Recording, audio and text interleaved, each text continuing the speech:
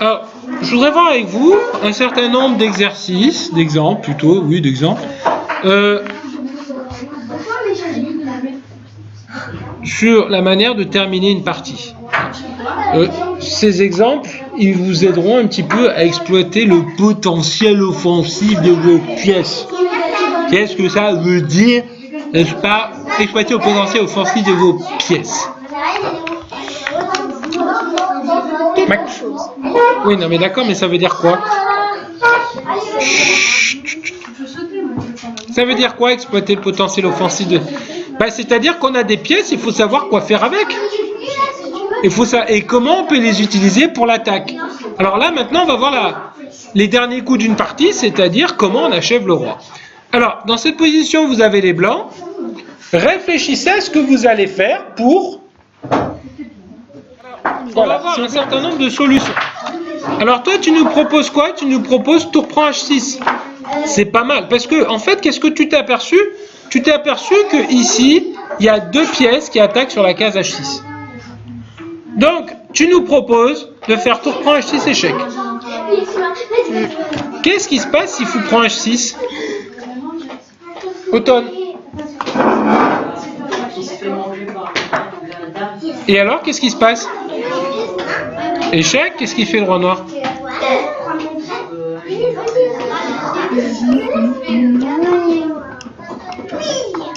Comment il s'appelle ce mat? On l'a vu juste avant. Oui? Voilà, tu vois pourquoi c'est important de connaître ces réseaux de maths. Seulement ici, il y a un bémol. Est-ce que je suis obligé de prendre? Non, je ne suis pas obligé. Qu'est-ce qui se passe si le fou va en G8, Enzo? Est-ce que là, les blancs peuvent faire échec et mat? Bah non. C'est pour ça que peut-être il y a mieux que ça au premier coup. Alors je t'explique. Oui. Mais tu l'as trouvé toi ou pas? Alors, c'est pour ça qu'ici, il faut être plus violent. Il faut commencer par Dame prend H6. Parce que, regardez tout à l'heure, quand on a fait tour prend H6, Fou prend H6 et Dame prend H6, c'est échec et mat.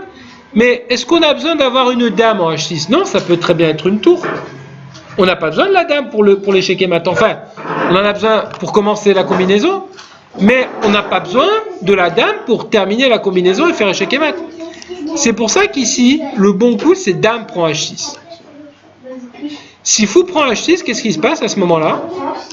Et de nouveau, on a un mat de l'escalier. Et là, la différence, ça sera si Dame prend G8. Parce que là, maintenant, on peut faire Dame prend G7, échec et mat. Ou bien même tour prend G7, échec et mat. D'accord? Voilà. Alors, pourquoi ce coup il est un peu difficile à voir? Parce que on donne la Dame. Voilà. Mais on peut donner la Dame si c'est pour faire échec et mat. Dans ce problème ici, ce sera trait au noir. Voilà. Vous réfléchissez, les noirs joués font mat. Non, le un coup c'est pour la maternelle. On n'est plus à la maternelle ici. Tu l'écris.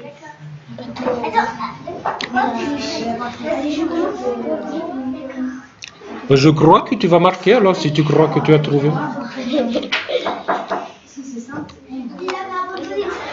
Alors, dans nos problèmes, le premier coup, ça fait toujours échec.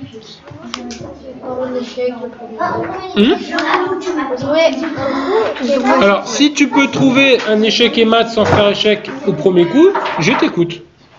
Dame H4. Oui. Très bien. C'est quoi ton idée? Après. Bon, on dit je fais un coup neutre.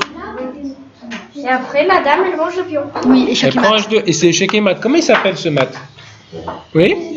C'est le baiser de la mort, hein? Bon. Bisous qui tue. Par contre ici, si je joue H3, si on dit que ton adversaire, il réfléchit, il a vu ton mat et il pousse le pion ici en H3 pour ne plus donner à la dame l'accès à la case H2. Il est où le mat? Il est où? Il n'est plus là. D'accord? Alors, c'est pour ça qu'ici, il faut trouver un coup un peu plus, comment dire, punch. Et en fait, c'est pareil, il faut faire ce qu'on appelle d'abord un sacrifice de démolition pour permettre aux pièces noires de... Quelle est la pièce qui va faire échec et mat? Dis-moi la pièce qui fait échec et mat. C'est la dame. Mais d'abord, il faut préparer la venue de la dame. Il faut lui dégager le terrain pour que la dame ait accès au roi. C'est un sacrifice. Un sacrifice, on donne quelque chose hein, pour démolir, pour casser, pour faire un trou dans la muraille et rentrer, capturer le roi. Hein. C'est la guerre médiévale. Tour prend H2. Voilà, très bien. Sacrifice de démolition. Boum. Roi prend. Roi prend H2. Et dame H4. Voilà. Dame H4. Échec et Qu'est-ce qui se passe ici? Elle fait quoi, la dame? Elle fait échec. D'accord? Et quelle est la pièce qui va venir aider la dame à faire mat? Une pièce très importante, c'est le fou. Voilà. Parce que le fou, il contrôle ce qu'on appelle une case de fuite. D'accord? Ici, dans cette position, il faut ouvrir la colonne H pour permettre à la dame de venir le mater. Et au préalable, on fait ce qu'on appelle un sacrifice de démolition. Voilà, allez, dans cette position, la dame elle va en H7. wow, ça c'est du sacrifice de dame. Le roi il prend et après après, il n'y a plus qu'à tranquillement abandonner. Alors, c'est une manière de faire échec. Est-ce que quelqu'un a trouvé? Allez, on fait ça a cappella, je t'écoute. On met le cavalier au G6. Voilà, très bien, on met le cavalier en G6. Comment c'est un espèce de mat à l'étouffer, enfin c'est presque un mat à l'étouffer, mais qu'est-ce qu'ils font les noirs ici? Ah, je sais. Chut, chut, chut, qu'est-ce qu'ils font les noirs? Oui. Voilà, et qu'est-ce que tu as trouvé comme réponse ici? La reine en H2. Voilà, la dame vient en H2. Et c'est échec et mat.